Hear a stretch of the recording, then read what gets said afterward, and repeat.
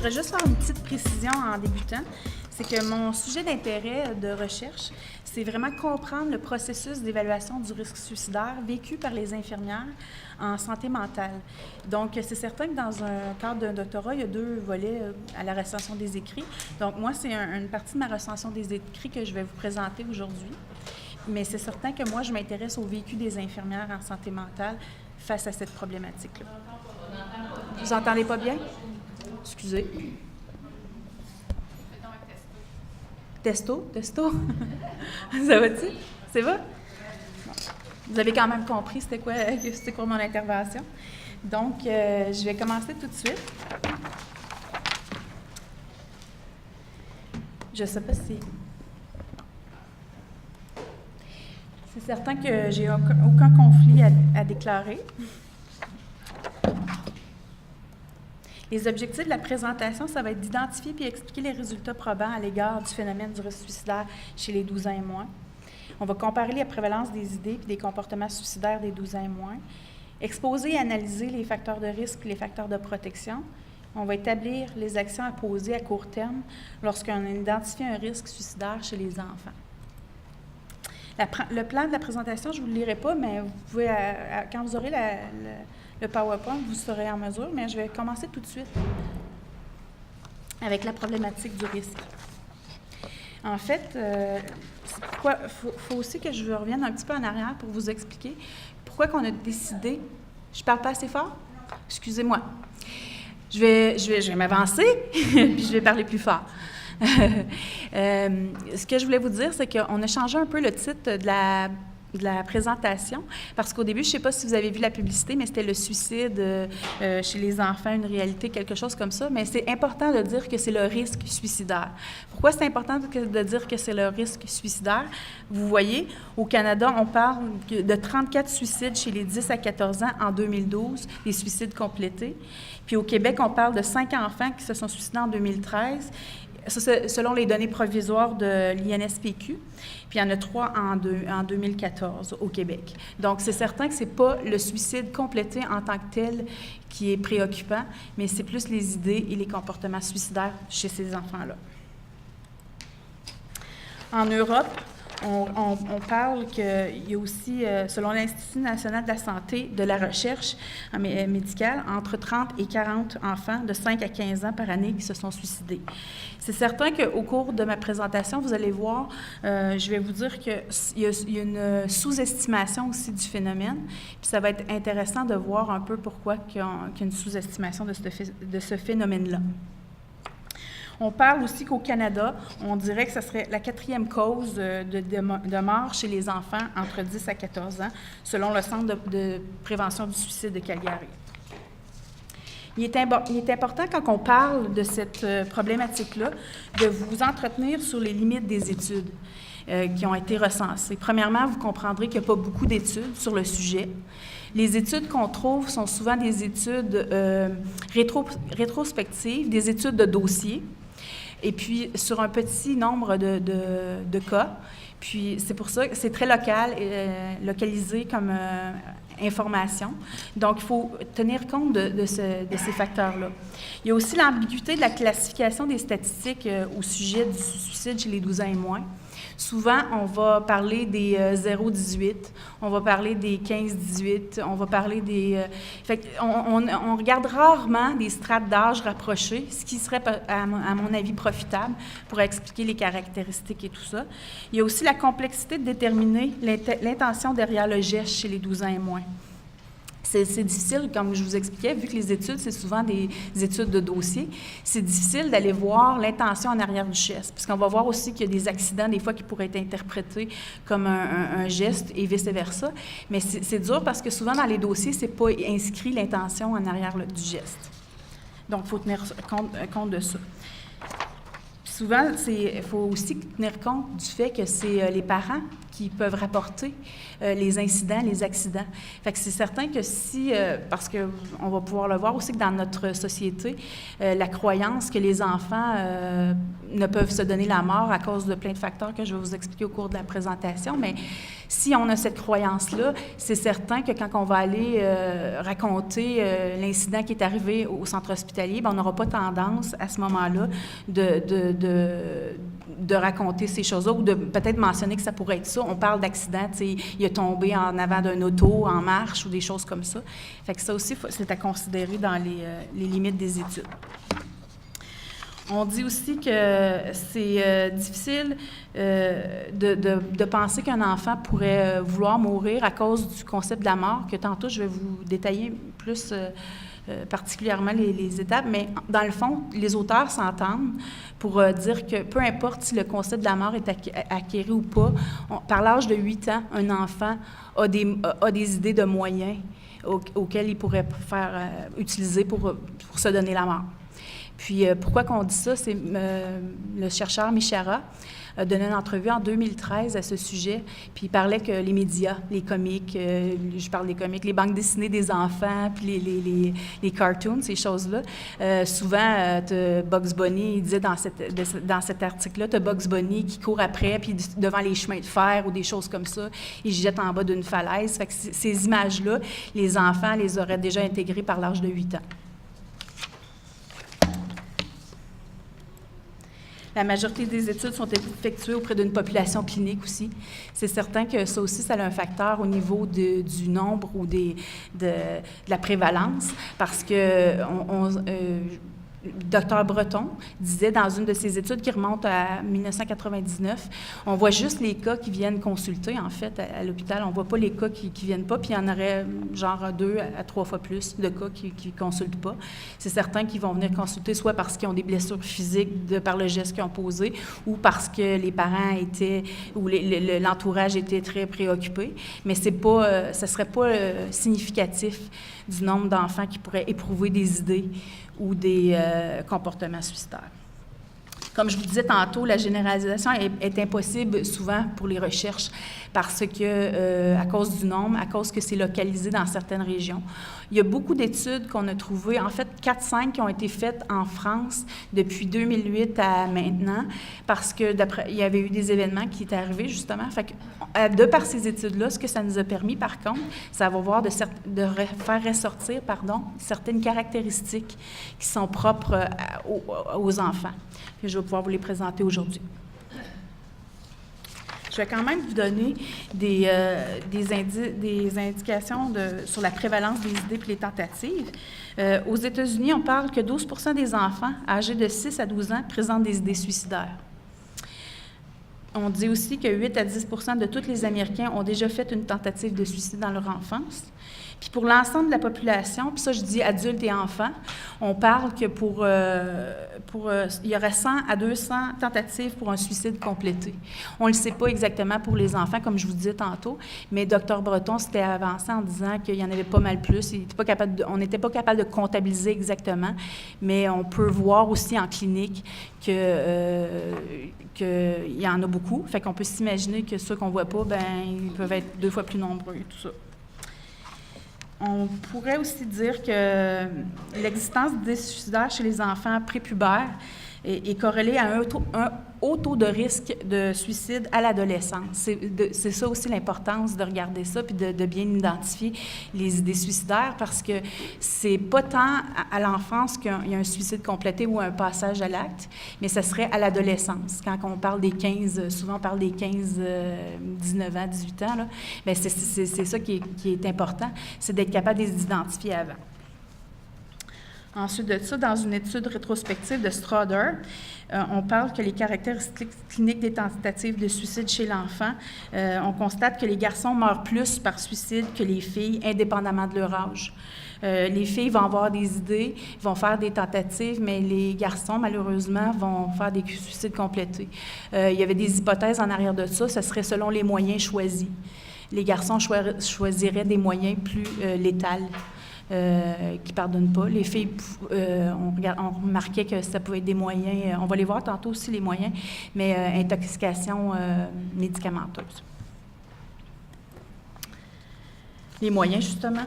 On parle que chez les 10-19 ans, les moyens les plus utilisés sont la suffocation ou pendaison, les armes à feu ou l'intoxication.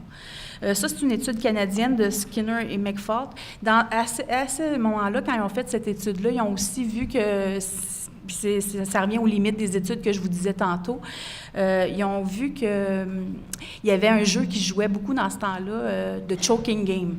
Je ne veux pas vous donner des détails macabres sur le jeu, là, mais ce jeu-là amenait des biais, justement, au niveau de la prévalence des suicides. On pouvait dire, s'il est décédé, il n'avait peut-être pas l'intention de mourir, il était en train de jouer. Fait qu'il y avait ça qui biaise les résultats des études. Pour les 12 ans et moins, entre 53,3% et 59% des enfants ont fait des tentatives de suicide par intoxication médicamenteuse. Puis ça, c'était dans les études de la France que je vous disais. Mais dernièrement, j'ai trouvé sur l'INSPQ, le Centre antipoison, Mme Maude Saint-Onge, en décembre 2016, mentionnait que les suicides par intoxication médicamenteuse étaient 3/4 des suicides chez les 10-14 ans. Ils étaient reliés à ça, justement, une intoxication médicamenteuse. Les enfants de 12 ans et moins utilisent des moyens moins complexes que les adolescents, comme la strangulation et la pendaison. Puis c'est certain aussi qu'on a vu beaucoup en clinique. Je ne peux pas vous dire, dans les recherches, j'en parlais, mais en clinique, on voit souvent des enfants qui se sont jetés devant les véhicules, la défenestration, des choses comme ça. Quand on regarde la problématique du risque suicidaire chez les 12 ans et moins, il faut parler de santé mentale, bien entendu. La prédominance des idées et des tentatives suicidaires chez les enfants, c'est certain qu'il était chez des enfants qui avaient des problèmes de santé mentale. Mais comme je vous disais tantôt, il faut regarder ça avec un œil critique, parce que c'est sûr que c'est les enfants qui venaient consulter. Fait que c'est certain qu'on apprend des choses, mais il y a encore beaucoup de recherches à faire à ce sujet-là. Puis vous comprendrez qu'il y a des limites éthiques ou des contraintes éthiques assez strictes qu'il faut respecter. Donc, c'est difficile d'aller faire des recherches à ce sujet-là. 12% des 6 à 12 ans présentent des idées au comportement suicidaire versus 25 à 33% pour les jeunes qui fréquentent les cliniques externes en santé mentale. Puis ça l'augmente à 72 à 79% chez les jeunes qui sont hospitalisés en pédopsychiatrie. Fait que c'est quand même... puis ça a été fait au Québec par Dr Breton à l'hôpital de Rivière-des-Prairies. Il y a aussi une étude... plus récente qui parlait que Dr Breton avait dit aussi que justement, un des choses qu'il faut remarquer, qu'il faut prendre en considération, puis je pense que je vous en ai parlé tantôt, c'est le fait que les parents ont de la misère à envisager cette idée que l'enfant voudrait vouloir mourir. Donc, quand ils viennent pour l'entrevue ou tout ça, c'est pas mentionné. Donc, ça pourrait amener que les chiffres sont encore plus hauts que ceux qu'on trouve là. D'ailleurs, il a conduit une étude en 2002. Il a interrogé 825 préadolescents, puis les adolescents aussi. Puis il constate que 59 d'entre eux, les adolescents, avaient des idées suicidaires. Pourtant, il y a juste 36, il y a juste 2 parents de ces enfants-là. Je m'excuse, je vais recommencer. Il y avait 59 d'entre eux qui avaient des idées suicidaires, puis il y en a 36 qui l'avaient mentionné lors de l'entrevue, puis il y avait 2 parents qui en ont fait état à ce moment-là. Fait que ça aussi, c'est intéressant de voir que ça a été investigué. Il y a un autre auteur en 2004, Pétotte, qui dit que les adultes ne veulent pas voir que les enfants ont des idées qui voudraient se donner la mort. Donc, c'est préoccupant. Si on regarde les problématiques, les principales psychopathologies constatées lors de la recension des écrits, on voit le trouble d'adaptation, la dépression. Puis c'est certain que pour les enfants spécifiquement, là, quand on regarde les 12 ans et moins, dans Ben Yuda, en 2012, a ressorti que le TDAH était plus présent chez les 12 ans et moins à risque de suicide, tandis que pour lui, il avait fait une étude comparative avec des adolescents. C'était la dépression qui ressortait plus chez les adolescents, qui était plus prévalente chez les adolescents. Quand on parle de l'évaluation du risque suicidaire chez l'enfant, c'est certain que moi, je l'ai inscrit dans une activité réservée de l'infirmière, qui est l'évaluation de la condition physique et mentale d'un patient symptomatique. Je ne veux pas faire un cours sur l'évaluation de la condition mentale, mais je vous ai quand même suggéré un modèle. La seule chose que j'aurais le goût de vous dire, puis que je trouve important, puis j'ai remarqué justement en faisant ma recherche, mais surtout en lisant les articles, c'est qu'on oublie la partie relation d'aide, la partie du comment faire. Je vais aller tout de suite à l'autre diapo, qui est l'évaluation du risque suicidaire chez l'enfant en tant que tel. Parmi les 8 dimensions que je vous ai mentionnées tantôt, c'était la dernière.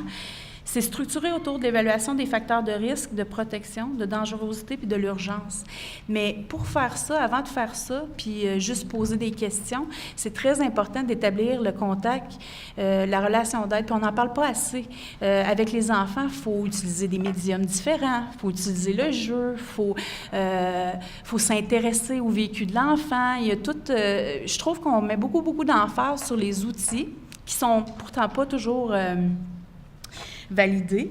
Puis je vais vous en parler d'un tantôt, mais c'est très important d'aborder ce sujet-là du comment faire plutôt que juste se faire avec une grille. Il y en a plein d'outils, vous pouvez en trouver plein. Moi, j'en ai gardé un qui a été ressorti dernièrement aux États-Unis par Horowitz et ses collègues. Ils ont travaillé sur un outil qui s'appelle Ask Suicidal Screening Question. C'est un outil qui peut être utilisé dans une urgence pédiatrique. C'est un outil, je vais vous le montrer, il y a 4 questions. 4 questions faciles. Cet outil-là, même si elle n'a pas été, évaluée sur la valeur prédictive du test, elle n'a pas été faite sur un court terme, moyen terme ou long terme. C'est quand même un test que les infirmières trouvaient intéressant dans la pédiatrie générale parce que ça se faisait quand même rapidement, puis ça les aidait. C'était comme une espèce plutôt de dépistage que d'évaluation, si on veut jouer sur les termes, mais ça les aidait à savoir comment aller chercher les ressources pour aller un petit peu plus loin si le cas échéant. Donc, les 4 questions, c'était dans les dernières semaines, avez-vous désiré vous donner la mort? Là, je traduction libre. Hein? Dans les dernières semaines, est-ce que vous avez senti que votre famille ou vous seriez mieux si vous n'étiez pas là? Dans les dernières semaines, avez-vous des pensées de vous tuer ou pas? Avez-vous essayé déjà de vous tuer? Mais c'est certain que quand on est avec les enfants, on s'entend que c'est là que tout, dans le savoir-faire et la relation d'aide, c'est là qu'il est important. Plus que je rencontre d'infirmières dans ma recherche, puis je suis contente parce qu'ils me disent toutes, bien, oui, je vais poser ces questions-là, mais je vais les adapter. As-tu déjà pensé à t'en aller? Oui, j'ai déjà pensé à m'en aller pour tout le temps. Tu veux t'en aller pour tout le temps? Essayer de valider avec l'enfant. Tu as dit à ta mère que tu voulais disparaître. Qu'est-ce que tu voulais dire par disparaître? Tout est dans la façon vraiment de prendre le temps. On me parlait même de mettre une ambiance dans le local quand on faisait l'entretien avec l'enfant. On me parlait aussi de c'est sûr que vous allez me dire, mais là, c'est un milieu d'urgence. C'est pour ça aussi qu'il y a cet outil de dépistage-là. Mais c'est certain que quand il arrive dans un milieu spécialisé ou en pédopsychiatrie, c'est sûr qu'il faut prendre le temps, puis c'est pas quelque chose qu'on va faire de la même façon que l'adulte. Il faut vraiment adapter notre langage. Puis c'est certain que, depuis le début, je vous dis ça, mais ce geste-là, c'est un geste de souffrance. Il y a une souffrance en arrière de ça. Fait que ça va être vraiment de prendre le temps d'aller comprendre la signification de pourquoi que l'enfant a mentionné ces propos-là ou pourquoi que l'enfant a fait cette tentative-là. Les particularités de l'évaluation suicidaire chez l'enfant, bien là, c'est là qu'on arrive dans les maturités cognitives qu'il faut tenir en compte. Puis le concept de la marge, j'y reviens, là, mais c'est dans ce concept-là d'immaturité cognitive. La très grande dépendance au système familial et scolaire, à comparer aux adultes ou aux adolescents même, vous comprenez que l'enfant, c'est sa famille qui est très proche, puis c'est sa famille qui est importante, puis c'est les valeurs de sa famille qui priment. Donc, il est comme pas l'autorité de sa famille, mais il veut pas, c'est sa famille qui est là. La vulnérabilité extrême, ou l'école, puis la vulnérabilité extrême à la perte d'un parent. Il y avait une étude, je me souviens pas tout à fait du nom de la personne, mais en 2014, ce chercheur-là, aux États-Unis, a trouvé qu'il y avait un lien assez important quand c'était aussi... un parent avait fait une tentative ou avait mentionné le suicide, puis surtout quand c'était la mère par rapport aux enfants. Fait que ça aussi, c'est intéressant de considérer ça, parce que ça va nous indiquer des facteurs de risque à surveiller quand on rencontre les enfants. Donc, j'en arrive avec le concept de la mort. C'est certain que, comme je vous disais, pourquoi que les études, c'est difficile de déterminer la prévalence. Il y a aussi certains chercheurs qui pensent que quand les concepts, ces quatre notions-là, n'ont pas été acquises, on ne pourrait pas parler de suicide. C'est sûr que c'est controversé. Mais comme je vous dis, Brian Michara, en 2013, vraiment dit que peu importe que le concept soit acquis, les enfants ont quand même une idée des moyens de par les médias, puis sont soumis à ça tous les jours, que par les nouvelles ou des choses comme ça. Ils en entendent parler. Fait que peu importe s'ils n'ont pas acquis ça. J'imagine que la première notion, si vous comprenez, c'est l'irréversibilité, que la mort, on ne peut pas revenir. Un coup qu'on s'est donné la mort, on ne peut pas revenir. L'universalité, que tout le monde va mourir un jour. L'imprévisibilité, ça peut arriver n'importe quand. Au début, les enfants pensent qu'ils commencent à acquérir ça quand ils sont plus jeunes, vers 6-7 ans. C'est plus l'idée de « je suis malade, je peux mourir ». Mais après ça, plus qu'ils grandissent, ça va être « je peux mourir d'un accident ». Il y a d'autres perspectives qui rentrent en compte. Puis c'est inévitable, certain. Les facteurs de risque, puis là, je vous ai vraiment mis les facteurs de risque spécifiques en gras pour les enfants. Il y en a, c'est certain qu'il y a des facteurs de risque individuels. Bon, les antécédents suicidaires sont toujours à considérer, mais je vous dirais que de par les statistiques qu'on a vues, les troubles psychiatriques ou les maladies chroniques, les troubles de l'humeur puis le TDAH sont dans l'étude de Delamare et al. C'est vraiment 81 %. Mais encore une fois, la bémol est de dire qu'ils ont juste vu les enfants qui sont venus en clinique. Les retards développementaux, les abus physiques et psychologiques, le traumatisme et la maltraitance au niveau individuel comme facteur de risque, les tempéraments impulsifs et émotifs. Ça vient un peu aussi, vous comprendrez, avec le TDAH. C'est intéressant de faire le lien. Au niveau familial, tu as les antécédents de tentative d'un membre de la famille, comme je vous disais tantôt. Des troubles psychiatriques d'un membre de la famille, le milieu familial dysfonctionnel. Les infirmières que j'ai rencontrées de ma recherche, c'est souvent le facteur de risque qu'ils mentionnaient souvent. Il y avait un milieu familial qui n'était pas soutenant, qui était problématique, qui était même dangereux pour les enfants, pour la sécurité des enfants. Au niveau de facteurs de risque sociaux, vivre dans des foyers ou des maisons d'accueil, problèmes de scolarité, problèmes dans les relations avec les pairs, l'intimidation. Il y a beaucoup, de plus en plus, on dénonce l'intimidation, mais effectivement, c'est un facteur de risque élevé, surtout pour les petits. La difficulté d'accès à des services de santé. Je ne l'ai pas mis en gras, mais j'aurais voulu la mettre en gras parce que je vous dirais que c'est un facteur de risque très élevé. Puis c'est peut-être ça aussi que je rencontrais en clinique. Les parents étaient confrontés quand leurs enfants se mettaient à dire « moi, je veux me tuer ». Ils étaient confrontés à ça sans savoir trop quoi faire. Puis tantôt, quand je vais vous parler des ressources, je vais vous donner des petites pistes là-dessus. Mais c'est certain que ça, de ne pas avoir de médecin de famille, de ne pas avoir de ressources pour rentrer dans le système puis avoir de l'aide, c'est un très grand facteur de risque. Les facteurs de protection.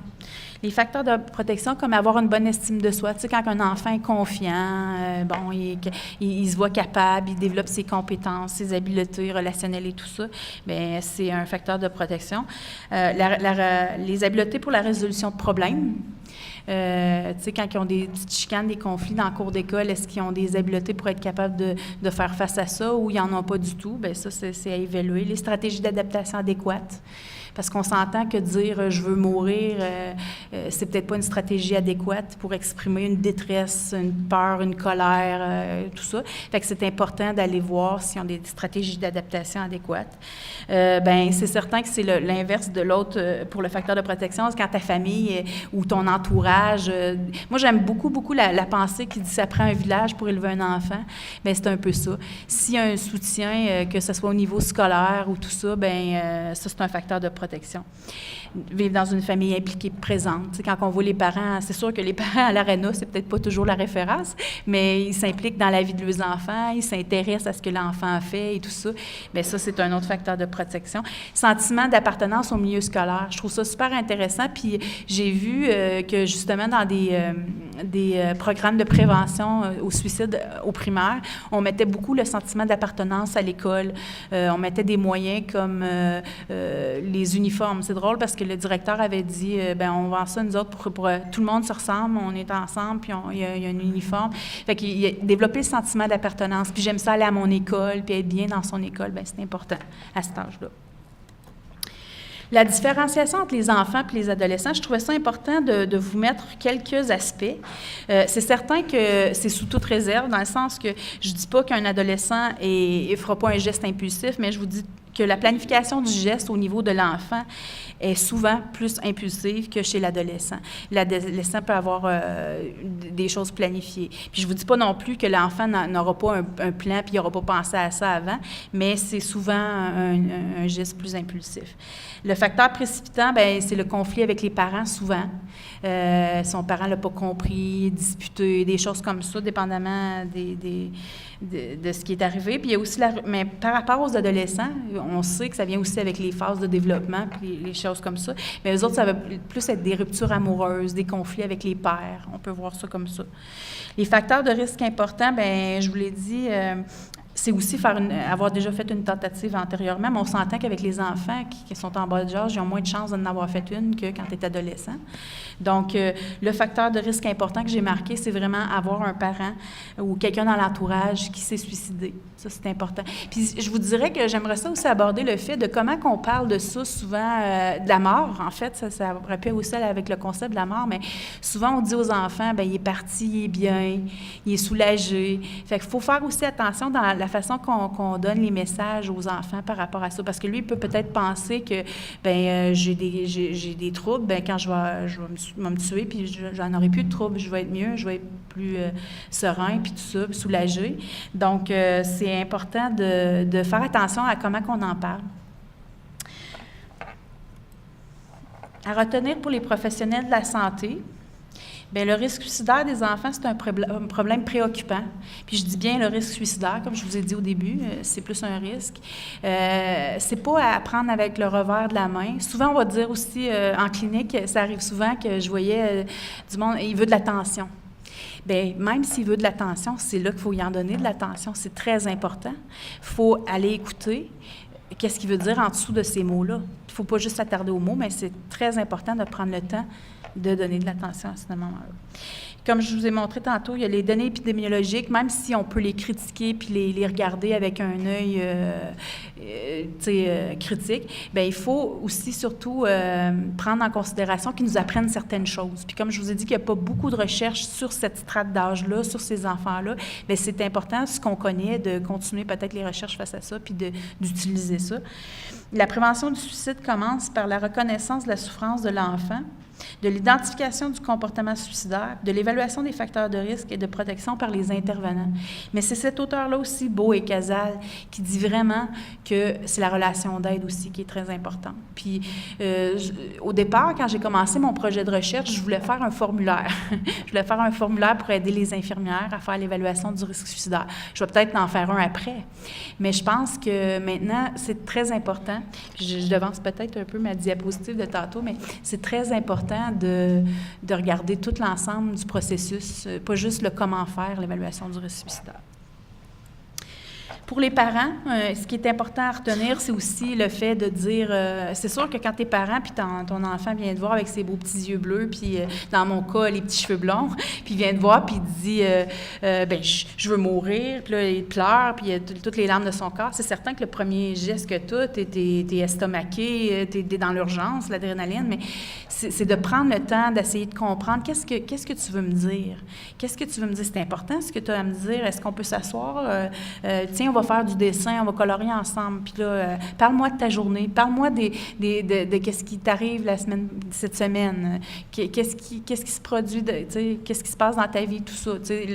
Les enfants sont de plus en plus aussi sollicités par la pression du milieu scolaire. faut qu'il rentre dans un moule. Il y a tout ça qu'il faut considérer. Fait que le parent, je comprends que c'est très difficile, mais le parent doit prendre le temps d'essayer de voir qu'est-ce qu'il y a en dessous de ces propos-là. Limiter l'accès aux moyens, c'est avec la chercheure Maude Saint-Onge que je vous disais de l'INSPQ en décembre. Ça m'a vraiment fait réfléchir parce que vu qu'il y a beaucoup d'intoxications médicamenteuses, un moyen que vous pouvez limiter l'accès, c'est de faire le ménage de votre pharmacie. Tu sais, on a eu de la codéine parce qu'on s'est fait arracher une dent, on a eu du Toradol parce qu'on s'est fait faire d'autres choses, fait que c'est très important de ne pas accumuler ça dans la pharmacie, puis c'est très important de faire le ménage de la pharmacie, puis c'est un moyen de prévention, en fait, accessible à tous. Puis au besoin, il faut demander de l'aide. Mais là, c'est sûr que là, je viens avec mon idée que je vous ai dit tantôt, demander de l'aide quand tu n'as pas de service, puis tout ça, comment qu'on fait? J'ai été confrontée au fait que je me suis dit, on peut passer par l'aide aux employés. Tout le monde tout le monde. La majorité des gens, en tout cas, qui travaillent dans la santé, ont de l'aide aux employés. Ils ne pensent pas que ce service-là peut aussi les aider au niveau familial. Fait que ça aussi, ça peut être une porte d'entrée. C'est certain que tantôt, je vais vous donner les numéros ou ce que vous pouvez appeler, les centres de crise. Il y a les CLSC aussi qui ont des équipes de santé enfance-jeunesse qui peuvent vous ouvrir la porte. Mais c'est certain que de ne pas rester avec ça. Parce que si vous n'êtes pas capable de... L'enfant va avoir besoin d'un cadre, puis ça va être important que vous soyez là pour lui, pour ça. Donc, j'arrive à mon étude que je vous disais. Ce projet-là me partit aussi de l'idée du fait que si, dans la société en général, on avait de la misère à voir qu'un enfant, ou considérer qu'un enfant voulait se suicider, mais je me suis dit peut-être que les infirmières aussi ont de la misère, parce que les infirmières vivent dans la société, peut-être qu'elles aussi ont de la misère à considérer ça. Donc, si elles ont de la misère à considérer ça, c'est important d'aller voir l'ensemble du processus, pas juste le comment faire avec les questions ou un formulaire. C'est là que mon idée de formulaire est partie pour l'instant. Puis je me suis dit, il faut que j'aille voir vraiment toutes les facettes du problème. Donc, je fais une étude qualitative avec des entrevues semi-structurées. Je suis rendue maintenant à 12 entrevues d'infirmières qui travaillent en santé mentale jeunesse. J'essaie de comprendre le processus de l'évaluation du risque suicidaire pour elles. Puis, ça va produire une théorie sur le processus d'évaluation. Donc, après, je vais pouvoir peut-être aussi me diriger vers des formations à donner plus spécifiques. Moi, j'aimerais beaucoup, beaucoup approfondir l'aspect relation d'aide avec les enfants puis les familles. Parce que moi, je dis toujours enfants, mais en fait, mon idée, c'est la famille et l'enfant font qu'un. Fait que c'est certain que c'est important de considérer ça. Puis, c'est certain que cette étude-là se produit au Québec, partout au Québec.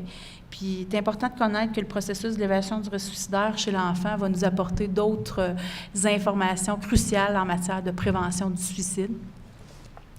Donc, on va passer à l'évaluation des connaissances. Vrai ou faux? Un enfant de 12 ans et moins ne peut pas se suicider? C'est vers l'âge de 8 ans qu'un enfant a une idée assez juste du concept de la mort. Le fait d'avoir dans son entourage un adulte qui s'est suicidé ou a tenté de se suicider est un facteur de risque important à considérer chez l'enfant. C'était dur, hein? Je vous ai pris des questions, là. Écoutez, je voulais que vous me donniez des noms d'auteurs avec des dates, mais j'ai passé à côté. Les filles de 12 ans et moins présentent plus de tentatives de suicidaires que les garçons du même âge. Les filles ont des idées, des tentatives, mais par contre, le suicide complété est chez les garçons. Les ressources, il y a la ligne parents. Je vous ai mis ça. Les centres de prévention du suicide, bien entendu, vous l'avez vu sur toutes mes diapositives, 1866 appel. Puis la réflexion, je l'ai trouvée à Tout le monde en parle. Je l'ai trouvée à Tout le monde en parle en fin de semaine passée, je pense. Je trouvais ça vraiment intéressant parce que ça venait joindre les deux points, certains points que je vous ai parlé. C'est que la promotion de la santé mentale et l'accessibilité aux services sont indissociables de la prévention du suicide. Je vous laisse là-dessus. Merci.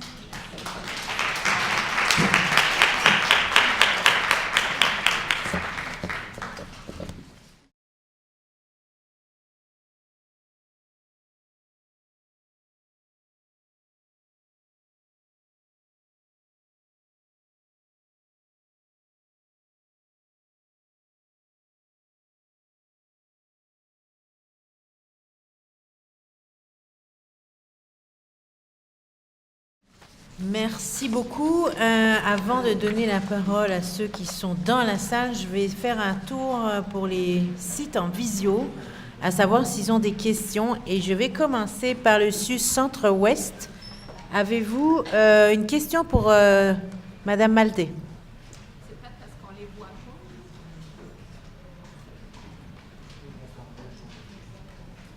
pas. Est-ce que pas de réponse égale... Non, mais c'est pas eux autres. Non? Est-ce que pas de réponse égale pas de question, si je comprends bien? Pardon? J'ai entendu du bruit, ça vient de... Mais là, on les voit. Demandons, est-ce qu'il y a une question? Est-ce qu'il y a une question au SUS Centre-Ouest? Non. Non, merci. Au Chute Sainte-Justine?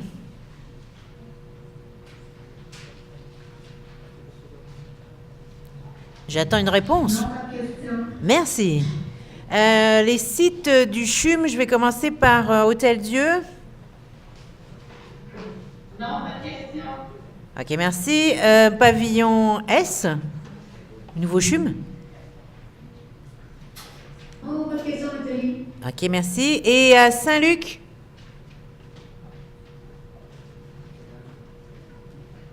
Saint-Luc, où êtes-vous? Bon, ben si personne ne me répond, il n'y en a pas non plus à Saint-Luc alors. Ok, je vais donner la parole à la salle, je pense qu'il y a des questions, j'espère. Profitons de notre conférencière sur un sujet rarement abordé d'ailleurs.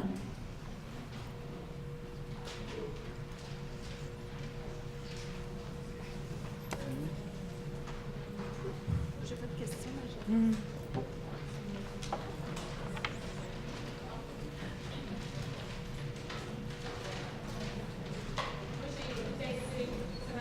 Oui. Pas nécessairement une question autant que Nathalie, tu me connais. Moi, je suis un grand livre ouvert. Moi, j'ai un petit bonhomme qui a maintenant 7 ans qui a eu des idées suicidaires. Et ce qui m'a frappé, moi, mon fils, il a voulu se passer à travers la fenêtre. Dans un moment, je voyais ce que tu nommais tantôt. C'est exactement ça. Il a eu un conflit avec moi. Il est allé dans sa chambre. Il ne pouvait pas sortir parce que, évidemment, j'avais mis dans sa chambre. Et il a voulu ouvrir sa fenêtre pour se jeter en bas. Ce qui m'a beaucoup frappé à ce moment-là, c'est quand je l'ai vu, évidemment, ça a été un peu le choc. Je l'ai arrêté. Et c'est la perplexité que lui avait. Il ne comprenait pas ce qui venait de se passer. Son geste était impulsif. Son geste était Très impulsif. Il ne comprenait absolument pas ce qui venait de se passer. Évidemment, il est allé chercher de l'aide, puis avec du recul, par la suite, il a été capable d'exprimer sa tristesse, sa souffrance. Après le geste, ou en tout cas la semi-tentative, il a eu peur que je sois en colère après lui. Fait que c'est important pour toi de refaire le lien avec lui, Oui. de rétablir le lien. Oui, évidemment, ça a été fait. Mais ce que je me dis, c'est que moi, je trouve la recherche super importante parce qu'on la fait auprès des infirmières. On va voir la perception en lien avec l'évaluation. On voyait Christine Genet hier qui parlait au niveau des adolescents, du vécu des parents. Mais c'est plus, en fait, je lance ça, je me dis pour des recherches futures, le vécu des parents, des enfants qui ont fait une tentative suicidaire. Ça serait très intéressant. Complété ou pas, je trouve que ça serait quelque chose d'intéressant parce qu'en tant que parent, quand tu te retrouves là-dedans, là, tu ne comprends pas ce qui vient de se passer, puis ton enfant, il ne le comprend pas non plus. Mais j'aurais le goût de te dire que ça serait intéressant aussi la recherche au niveau des parents, même quand juste les enfants ont des propos suicidaires dans un premier... Ben oui. Puis, c'est ça. C'est ça. C'est important de travailler à ce moment-là aux stratégies d'adaptation ou comment verbaliser les émotions, ces choses-là. Pour un post-doctorat, Oui. pour tes collègues, je lance cette invitation-là, faire une recherche à ce niveau-là. Merci. Merci beaucoup.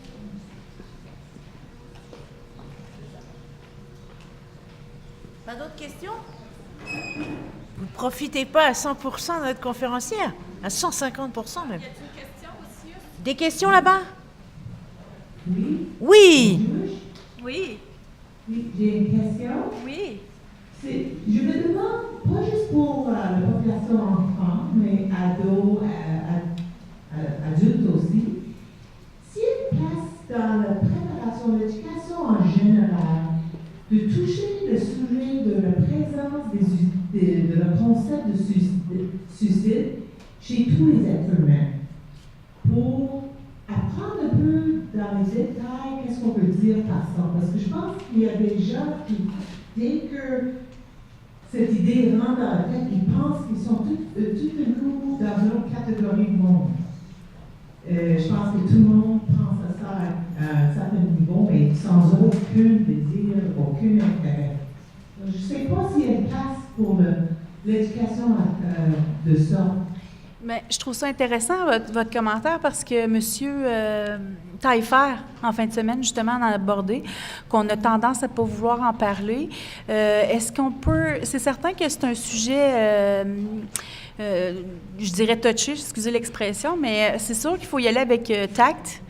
Puis, qu'est-ce qu'on dit pas, comment qu'on en parle? Sauf que, encore une fois, je vous rappellerai, cet article-là il avait été donné dans la presse en 2013 par Brian Michara, qui disait que, lui, il voyait ça comme parler aussi de la sexualité à votre enfant, la drogue, vous en parlez à votre enfant, mais ce sera un peu d'aborder dans la même façon.